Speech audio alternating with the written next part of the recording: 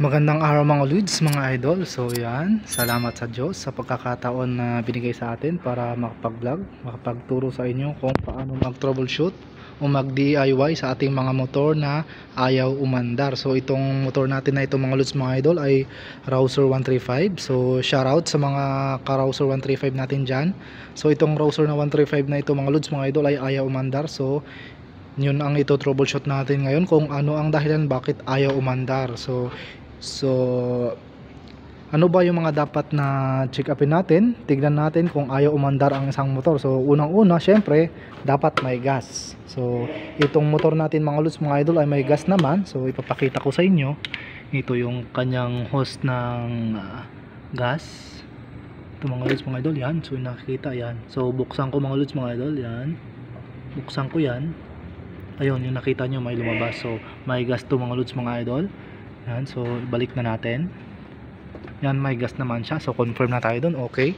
So dito naman tayo sa kabila. So syempre dapat meron din siyang compression. So kung compression, paano pag-test ng compression? Dapat pag sinipa natin ang kickstarter, dapat matigas. So yun mga Lods, mga idol, matigas naman siya. So ibig sabihin, confirm natin may compression ang motor natin, meron din siyang gas. So dito sa kuryente naman tayo. So itong spark plug cap mga Lods, mga idol, tanggalin natin ang kanyang cap. So yun mga Lods, mga idol, natanggal na natin. So i-testing natin mga Lods, mga idol. So habang nakadikit yung high tension wire dyan sa spark plug, i-push start natin. So on natin ang susi. Yan, naka-on na. Tapos push start natin dito. Sabayan natin ng push start habang tignan natin yung dulo ng high tension wire kung may lalabas na kuryente.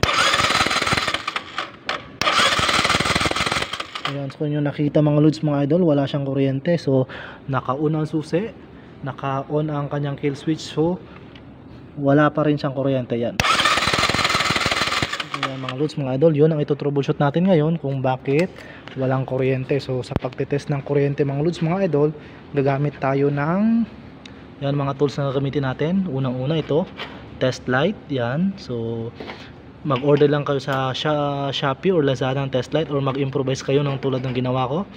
Yung bulb ng park light or signal light, lagyan nyo lang ng dalawang wire, positive, negative, or ganito, lagyan nyo ng tusok yung kabilang dulo, at yung kabilang dulo naman lagyan nyo ng clamp para pagka nag-test kayo, iipit nyo lang. So ito yung gagamitin natin, test light at test lead. So ipapakita ko sa inyo mga Lods, mga idol, kung saan ba ginagamit ng test lead. So itong test lead na to mga Lods, mga idol, ay ito yung ilaw ng lighter, yung lighter natin. So pwede kayong bumili ng lighter, tanggalin nyo yung kanyang test lead, hinangan nyo ng dalawang wire yung kabilang paanong test lead, tas gagamitin natin ng pang test light to mga Lods, mga idol. So proceed na tayo sa pagtitest. So tanggalin natin yung tangke mga Lods, mga idol, tanggalin natin yung tangke, tanggalin din natin yung upuan niya. So tanggalin natin. So yun mga Lods, mga idol, so natanggal na natin ang kanyang tangke. Ngayon ang iti-test naman natin, so dahil walang lumalabas dito sa kanyang na kuryente sa kanyang high tension wire papunta sa spark plug, ite-testingin naman natin ay yung supply ng kanyang spark plug, ang kanyang ignition coil pala, sorry. So punta tayo dito sa ignition coil. So tignan natin, dito tayo sa kabilang ignition coil. Yan, yung ating ignition coil ay may, so punta tayo dito sa ignition coil mga Lods, mga idol, dahil walang ang supply na kuryente pupunta dun sa spark plug. Dito naman tayo sa supply na positive ng ignition coil. So sa Rouser, ito yun mga Lods, mga idol. Yan, ito kanyang supply, yung nag-iisang wire dito. Yan, so idikit natin konti dito sa kanyang terminal. Huwag yung nakakabit, idikit lang natin. Yan, yung nakikita. Yan, so yan, dikit lang natin konti, tapos push start natin. On natin ang susi. Yan, i-on natin ang kanyang kill switch. Yan, tapos pindutan natin yung push start. Dapat pagka may okay ang CDI mga Lods, mga idol, yan, dapat may makita kayong spark dyan. Dapat may makita kayong spark konti.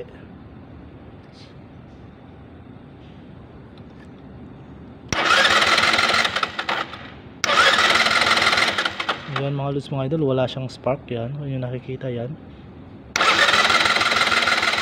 Ayan, so walang lumalabas na spark mula sa wire na ito yung pinaka-positive ng ignition coil. So confirm natin naman ngayon dahil ang wire na ito ay galing sa kanyang CDI. So itong CDI naman ngayon ang itetest natin kung lahat ba ng wire na pumunta sa kanya, yung supply niya, yung ground niya, yung supply ng pulsar ay okay. So itong CDI naman itetest natin para ma-confirm natin kung itong ang CDI ang problema kaya ayaw magbato ng kuryente dito sa ignition coil mga lods mga idol. So yun, tatanggalin natin ang sakit ng kanyang CDI para matest natin. So ito na mga lods mga idol, natanggal na natin ang kanyang CDI, yan, nabunot na natin. So ito na yung kanyang CDI. So napakaraming wire na pumasok, bali 3 sakit yan mga lods mga idol. Ito, bali 3 sakit yan. So ito na siya, 3. So ang test natin dito mga lods mga idol ay itong 2 wire. Ito kung nyo nakikita, ito yung 2 wire. At itong wire na sakit na 4 ang wire. So bali itong 2 sakit ang itetest natin. Itetest natin ang kanyang accessories, yung connection ng kanyang ignition coil at pulsar at yung kanyang ground. So gamit ang test light mga lods mga idol. So ito ang ating test light, yan. Ilagay natin ang ating test light sa positive, yung kanyang clip sa positive. So ang tester rin natin dito mga lods mga idol ay ang kanyang ground, kung kumpleto ba ang connection ng kanyang ground, may pumasok ba na ground sa kanyang CDI, yan mga lods mga idol. So ang kanyang ground ng Rouser 135, ang Kawasaki ay itong black yellow mga lods mga idol. Dapat pagka tinusok natin tong black yellow mga lods mga idol, yung test light clip natin ay nakalagay sa positive. Dapat pag tinusok natin tong black yellow mga lods mga idol ay dapat umilaw siya. So good mga lods mga idol, good ang ating ground. So may ground pang isa dito, tusukin din natin, black yellow din siya. So okay mga lods mga idol ang ground ng ating CDI. So may pumasok na ground sa ating CDI. So okay ang ground, 1 down. So ang test naman natin ngayon mga lods mga idol ay ang kanyang ignition coil. So ito yung maliit na sakit mga lods mga idol sa Rouser 135, yung 2 lang ang wire. Tusukin natin to, dapat yung test light clip natin ay nakalagay sa positive. At yung sakit ng ignition coil, yung maliit na wire, dapat nakasuksok yun mga lods mga idol. So pag tinusok natin to mga lods mga idol, dapat umilaw siya mga lods mga idol. So yan, good ang ignition coil number 1. Dito naman tayo sa kabila. So good ang ignition coil number 2. So ayos ang ating ignition coil, ayos din ang kanyang connection, so buo. So ibig sabihin ayos ang ating 2 ignition coil, may pumasok na ground sa ating CDI. So ang tetestingin natin naman ngayon lods mga idol ay ang kanyang positive, dahil ang ating CDI, ang CDI ng Rouser 135 ay battery operated. So ang ating test light clip, yan mga lods mga idol, ilipat natin sa negative naman mga lods mga idol dahil positive ang ating hahanapin. Yan, so dito sa sakit ng CDI ng Rouser 135, itong kulay white mga lods mga idol, ito ang hanapin natin ang kanyang accessory. So ang accessory wire ng CDI ng Rouser 135 ay itong gray red mga lods mga idol. Itong gray red, ito yung kanyang positive, yan. So tusukin natin mga lods mga idol, pero unang-una bago natin tusukin ang gray red wire ng sakit ng CDI, i-on natin yung kanyang susi. Yan, so nakauna yung susi mga lods mga idol, yan. So nakauna yung susi, yan. So pag unang susi, yung test light clip natin ilagay natin sa negative at tusukin natin ang kanyang gray red na wire ng CDI, yan mga lods mga idol, gray red, tusukin natin. So ayun mga lods mga idol, so patayin natin ang susi, on natin ang susi. Ibig sabihin mga lods mga idol, may pumasok na positive sa ating CDI, may pumasok na ground, ayos ang ating ignition coil. So kumpleto ang kanyang supply. So dito na lang tayo sa pulsar. So ito na yung panghuli mga lods mga idol, kailangan din may pulsar din siya, may supply din ang pulsar galing sa ating magneto. So ang pulsar ng sakit ng Rouser 135 mga lods mga idol ay itong white red, yun yung nakikita mga lods mga idol, yan, white red ito. So tandaan nyo na lang mga lods mga idol yung mga kulay na sinasabi ko at yung mga sakit na sinabi ko na kailangan testingin. So itong 2 white lang ang tetestingin natin dyan sa pagtetest ng CDI, ng mga supply ng CDI. So dito tayo ngayon sa pulsar. So yung pulsar natin mga lods mga idol ay galing yan dito sa magneto. Dito mga lods mga idol, siya yung trigger ng CDI para magbigay ng CDI ng kuryente papunta sa ignition coil. So pag tumapat na yung umbok nung magneto sa pulser, matitrigger ngayon yung pulser para i-trigger niya yung CDI para maglabas yung CDI ng kuryente. So paano ba tinetesting ang pulser mga lods mga idol? Yun ang gamit ng ating, saan na ba yun? Ito mga lods mga idol, yan ang ating test lead. Ang ating test lead mga lods mga idol, ito yung lead na nakakabit sa mga lighter. So lagyan nyo lang ng wire yung magkabila ang paa nya, hinangan nyo kung may panghinang kayo, at kung wala naman pwede nyo lang kabitan. So yung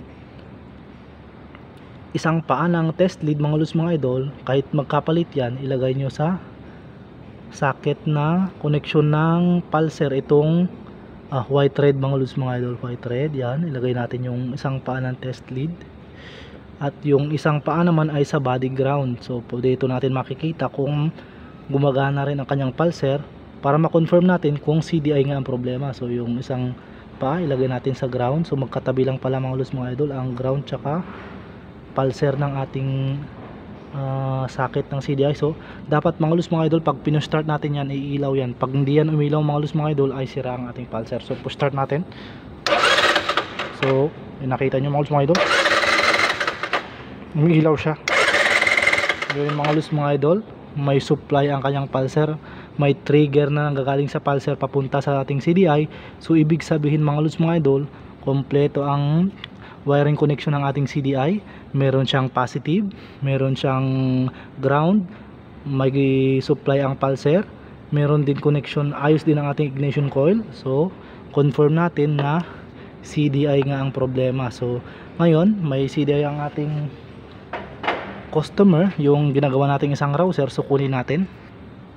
Ngayon mga lods mga idol, so bali ito yung sa atin yung sira, ito yung CDI na natin, ito naman yung CDI ng ating customer, yung nagpaayos sa atin isang router. So hiniram muna natin para ma-confirm natin kung CDI nga ang problema. So itong maliit na socket, balik natin. Ito yung connection ng ignition coil, yan yung tetesterin natin mga lods mga idol. Ilagay lang natin sa body ground ng test clip, tapos tusukin natin yan. Dapat umilaw yan pagka naka positive pala yung ating test clip mga lods mga idol, kailangan iilaw yan. At itong isang kulay puti, dito naman nakalagay yung ating pulser, yung ground at yung ating accessory wire, dito rin nakalagay. Balik natin para ma-confirm natin kung CDI nga ang problema, kung sira ang CDI natin, yan. Tapos itong kulay pula, balik din natin. So wala tayong tinesting yan mga lods mga idol, balik natin para ma-confirm natin kung CDI yung problema. Tapos i-push start natin, tignan natin kung may kuryenteng lalabas dito sa ating high tension wire. Yan mga lods mga idol, yan. I-on ko ang susi, tapos i-push start ko para makita nyo kung may kuryente nga. Yan mga lods mga idol.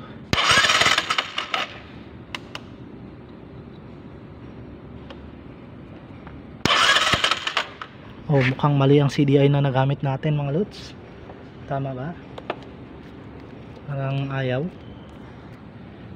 So yun mga lods mga idol, so mali pala tayo na nakabit na CDI, yung sira pa rin pala yung naibalik natin. So ito yung isa, so sinalpak ko lang. So ngayon videohan na natin mga lods mga idol kung okay ba, kung confirm ba na CDI ang problema. So turn on natin ang susi, on, i-on din natin ang kanyang kill switch, tas push start natin, tas tignan nyo kung may kuryenteng lalabas sa kanyang high tension wire.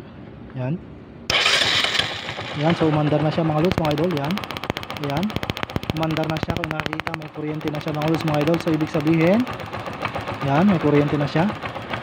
Ibig sabihin confirm nga na CDI ang kanyang problema. So nagkamali lang tayo ng naisuksok kanina kaya hindi siya gumana.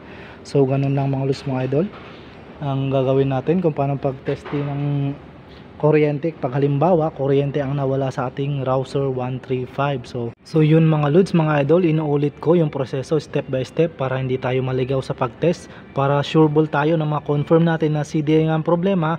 Hindi tayo bili ng piyesa, iwas tayo sa doble gasto. So sa pag-check ng CDI, dapat i-sure muna natin na lahat ng wire na to na pumasok CDI, kumpleto ang kanyang positive, ground, ignition coil at pulser. So sa pag-test mga lods mga idol ng positive, so unahin na lang natin yung ground, ilagay natin yung test clip, yung dulo ng test clip natin sa positive, tapos testerin natin yung kanyang ground.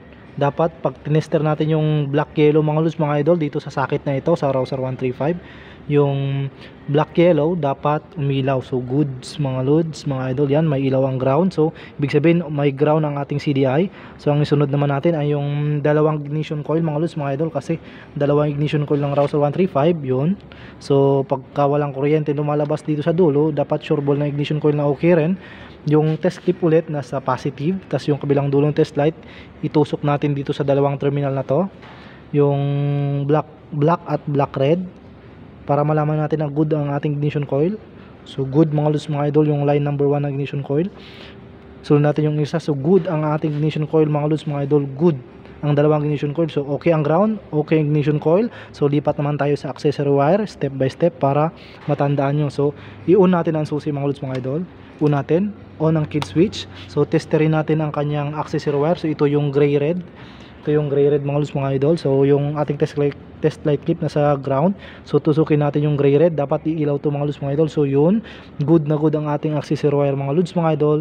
Kompleto ang accessory, ang ground, at ang ating ignition coil ay okay rin. So ang huli natin, so inuulit lang natin para hindi kayo maliugaw. At kung hindi nyo man nakuha dun sa una ay maire-recall ninyo. So dito tayo sa kanyang pulser, yung white red, yun na yung panghuli. So gamit tong test light na LED mga lods, mga idol. So ilagay natin yung magkabilang dulo doon sa kanyang wiring. So i-post muna natin.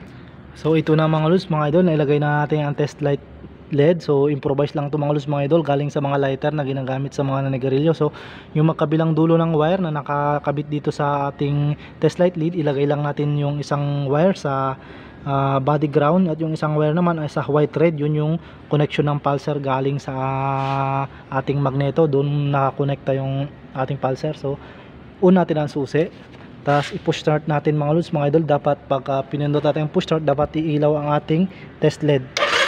Ayan, nakita nyo mga lods, mga idol, yung ganun lang ang pag-test ng pulser mga lods, mga idol. So ibig sabihin good ang pulser, good ang kanyang ignition coil, dalawa na connection, good ang ground, meron supply na ground. So good din ang ating accessory wire, meron lahat mga lods, mga idol, may pumasok lahat sa ating CDI, tas walang kuryente.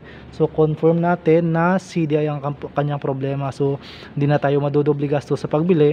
Ganun lang step by step na gawin natin para sure ball tayo na CDI nga ang problema, makakaiwas tayo sa doble gasto. So yun yung gagawin natin step by step, gamit lang ang test light. So mag-provide tayo ng ating test light at tong test lead para sa pulser. So yun mga lods, mga idol, ang ating tutorial ngayon. Maraming salamat sa panonood. Please paki-follow naman po ang ating Facebook page Hajid Works at ating YouTube channel Hajid Works. Salamat mga lods, mga idol, sa panonood. Sana may natutunan kayo.